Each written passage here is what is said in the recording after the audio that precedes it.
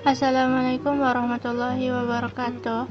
Hari ini kami kumpulan 3 akan membentang mengenai sepak takraw. Serba sedikit pasal sepak takraw ni.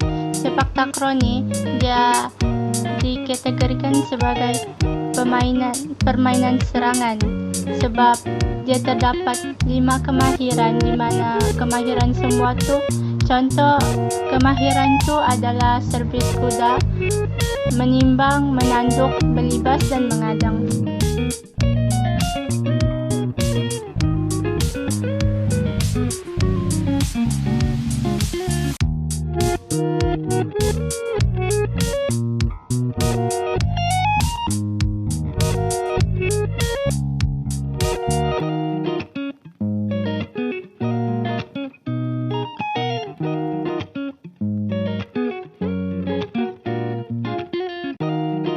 Dia ada 7 strategi. Strategi pertama adalah strategi serangan servis. Terdapat beberapa jenis serangan yang boleh dilakukan oleh sesebuah regu dalam mendapatkan mata bagi pasukan. Antaranya serangan servis mula yang dilakukan oleh tekong.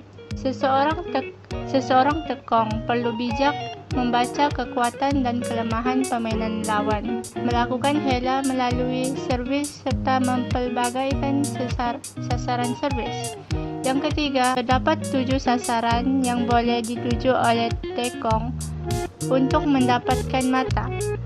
Sasaran 1 hingga 7 ini merangkumi arah kiri, kanan atau hadapan permainan lawan. Jika bola dituju ke arah apit kanan, sasaran boleh dituju sama ada ke sasaran 1, kanan pemain, sasaran 2, hadapan pemain, atau sasaran 3, kiri pemain di antara apit kanan dengan tekong.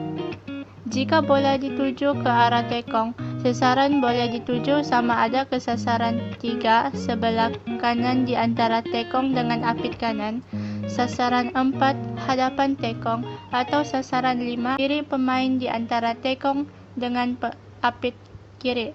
Yang terakhir, jika bola dituju ke arah apit kiri, sasaran boleh dituju sama ada ke sasaran 5 kanan pemain di antara tekong dengan apit kiri, sasaran 6 hadapan apit kiri, dan akhir sekali sasaran 7 sebelah kiri apit kiri. Seterusnya, strategi servis untuk mendapatkan mata.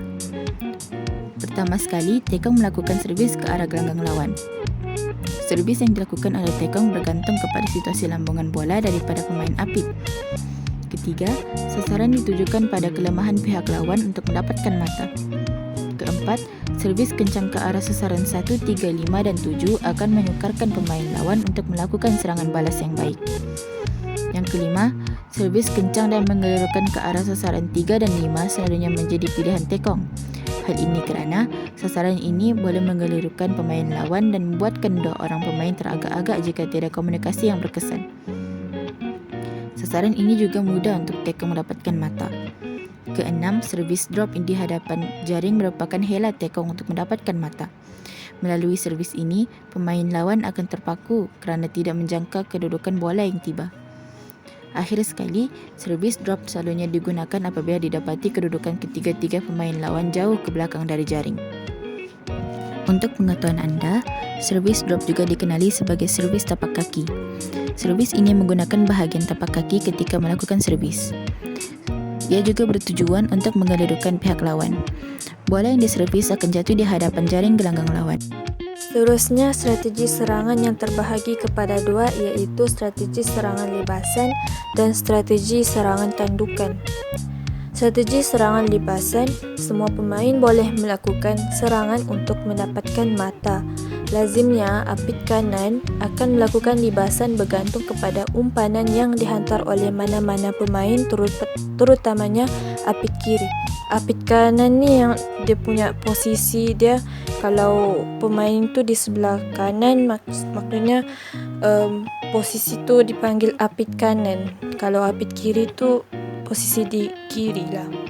Apit kiri mengumpan bola dari pelbagai arah untuk memudahkan apit kanan mematikan bola yang dihantar. Apit kanan perlu bijak menilai kesesuaian umpanan untuk melakukan serangan libasan. Jika bola yang diumpan jauh dari jaring, libasan perlu dikawal supaya tidak tersasar dari gelanggang lawan. Jika bola diumpan berhampiran jaring, libasan laju dan tajam junam ke arah gelanggang lawan perlu dilakukan supaya tidak dapat diadang.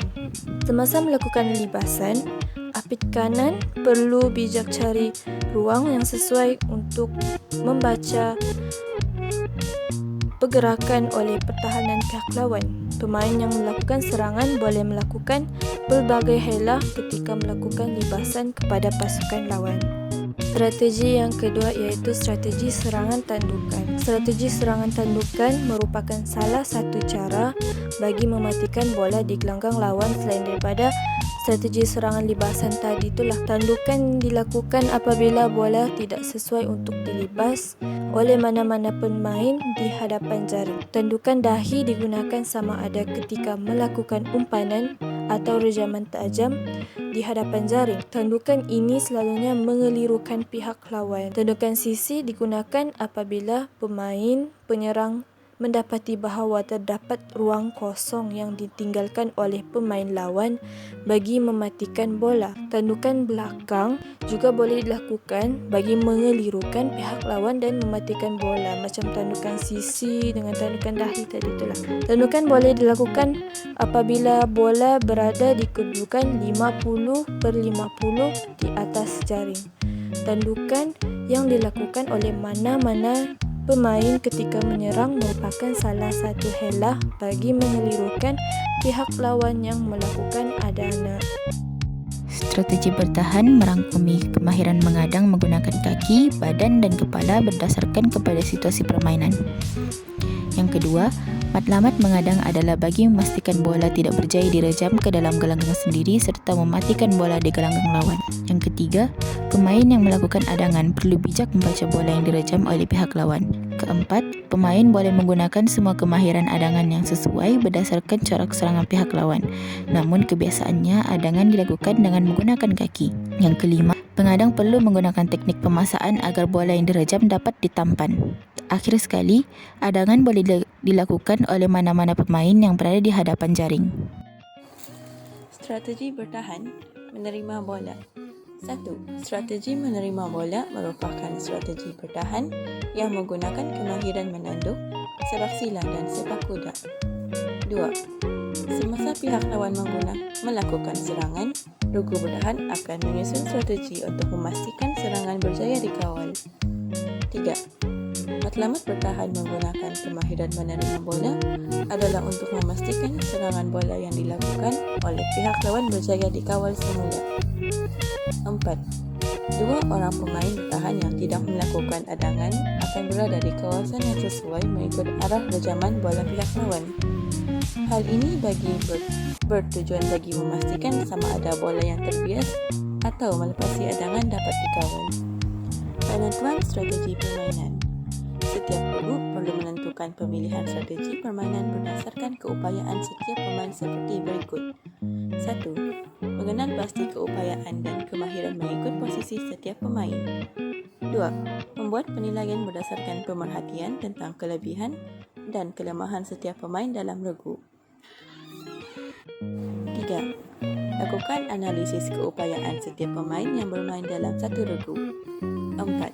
Setelah melakukan analisis, tentukan strategi permainan ketika menyerang dan bertahan yang sesuai untuk regu. 5.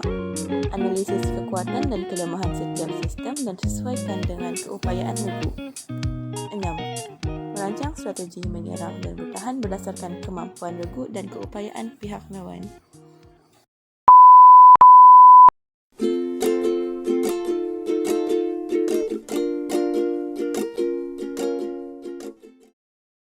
Next to perform, Iza Amzan, Malaysia. Malaysia, iaitu Farah and Abdul Hadi.